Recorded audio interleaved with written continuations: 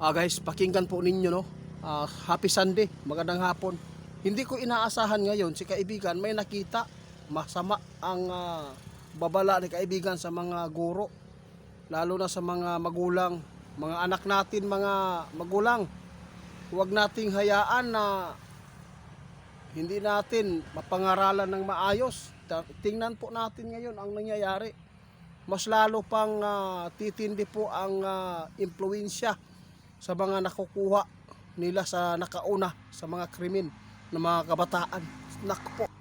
Nag-alala si kaibigan, mga idol, nag-alala. Mayroon pang mga guro dito na posibleng mapapahamak. Mga idol, hindi natin tulutan na may mga guro na masawi dito sa mga kabataan. Dahil sa sobrang hindi maganda ang batas na ipinapanukala nila o ipinapatupad, ito po ang nangyayari. Kung hindi baguhin ang batas natin, kung hindi higpitan, kung hindi bigyan po ng magandang batas ang mga kabataan ngayon, mas lalo silang agresibo sa paggawa ng krimen. Pakinggan nyo si kaibigan kung bakit nagmamadali siya. Bukas Lunes Di natin alam kung ano po ang mangyayari. Impormasyon po, babala po sa mga guard. Huwag kayong magtinapulan. I-check ninyo lagi ang mga bag nila before papasok. Kahit na mahuli sila. Kaibigan. Mga idol, sabi ng ating kaibigan, itiit, nagmamadali ako dahil Sunday ngayon, bukas Lunes. Paalala po, masama po ang pumasok sa kanilang kaharian.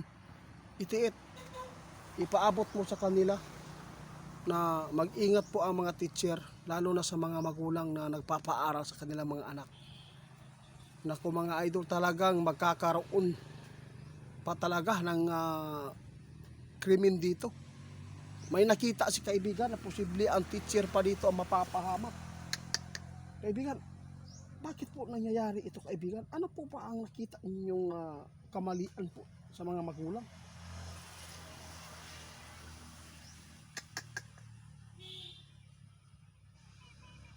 Yun po ang sabi ni Linyo. Grabe guys. Grabe talaga. Ito po, alam po ba kung bakit nagawa ito? Mas lalong agresibo yung mga bata ngayon. Dahil sa batas na sobrang hindi maganda ang ipinatupad nilang batas. Tama yung gusto ni Robin. Pahigpitan. Bigyan agad ng sapat na batas para yung mga bata matakot gumawa ng krimen. Kung hindi ninyo ito baguhin ang batas ni Kiko Pangilinan, Panuhak Kiko Aka, ito po ang hindi maganda daw, sabi ng ating kaibigan, mga idol. Payag po ba kayo kung hindi baguhin ang batas? Kung hindi higpitan yung mga kabataan? Sila po, mga idol, ang maraming insidente, mga krimen na posibleng magawa kung ito po yung mga batas na ipinapatupad hanggang ngayon. Kaya yung mga bata hindi natatakot. Alam na po ninyo mga idol, ang bata ngayon, no, madaling mag-mature. Madaling mag-mature. Kaya si kaibigan nag-alala, baka mayroon pa daw mga teacher na. Kaya bukas, Lunes, mag-ingat kayo mga idol. Sana may mga kapulisan din po na mag-duty sa paaralan. Yun po sana ang bigyan po nila ng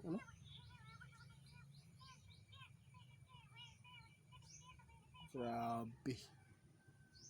Mga idol, isa na po dito ang online games, no? Kung i-shutdown man po ang Facebook dito sa Pilipinas, piliin ninyo. Huwag po ninyong ilahat-lahat, no? Ang i-shutdown ninyo yung mga uploads na sa Meta na kung masama na may makukuhang impluwensya na hindi maganda, hindi sana mapapalabas agad ni Meta. Yun po ang pinakamaganda solusyon. Kung lahat-lahatin po niyo, kasi yung iba, mga content creator na maganda po ang kanilang content, hindi pambabastos, hindi po pag-i-scam, hindi po pangloloko, yun po ang ititira. Kung may mga kabastusan tulad po ng mga babae dyan, wag sayaw-sayaw, siksi, naghubad na, magpapakita, yun dapat ang tanggalin. Kasi doon po magmumula ang mga utak ng mga kabataan na hindi maganda ang Nako po. Ito po, hindi maganda mga idol. Nag-alala si kaibigan kasi bukas daw Lunes. May nakita siya na hindi maganda. No? Sana po no, hindi ito totoo yung nakita ng ating kaibigan na may mga guro pa na mapapahamak dahil lang sa mga bata ngayon. Marami po ngayon ang nagpo-post mga idol ha, nagbabanta sa mga paaralan. Kaya tandaan ninyo yan. Kasi yung pagbanta nila mga idol, posible yang magagaya din po sa iba. Kaya hindi panatag na ang mga magulang na magpapaaral sa kanilang anak. Tulad po ngayon sa sinabi ng ating kaibigan, mayroon pang mga insidente na mangyayari po dito sa atin kung hindi ayusin ang batas po na ipinapatupad ni Kiko. Matay si Kiko. Sana kung ito man po ang gusto ni Kiko, kung hindi niya baguhin, sana doon na lang sa mga anak niya ang hindi sa iba. Tama. Salamat din sa mga babala. Guys, babala ni kaibigan ngayon, masama daw talaga. Mayroon pa talagang mga insidente na mas malala pa ang madadaanan natin. Kaya nagpaalala si kaibigan. Ayaw ng ating kaibigan na may masasawi pa dahil sa mga anak natin. Kung hindi natin ayusin pagdisiplina ang mga bata, kawawa kayo mga idol. Sige ka. Si kaibigan nababahala ngayon dahil sa impormasyon na pumasok sa kanila na mayroon pang mga guro daw ang posibleng masawi dito sa pangyayari dahil sa mga kabataan ngayon na nakuha nila ang impluwensya sa mga nakauna na mga nakakuha ng insidente sa mga krimen. Di ba? Sunod-sunod na mga idol. Sunod-sunod na.